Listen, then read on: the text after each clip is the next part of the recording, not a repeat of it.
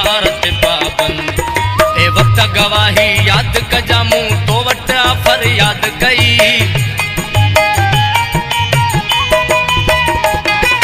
मुंहिंजा बाग उचाड़िया विया ऐं लिखण पढ़ण जे उमिरिन में ऐं कॉलेजनि जे गिटिन में मासूम असांजा ताड़िया विया जन हक़ ऐं सच जी ॻाल्हि कई से जीअरे जवान जलाया विया अॼु नंगनि ॾे बि हथ वधिया उदिन जा पलो बि फाड़िया विया अॼु इल्म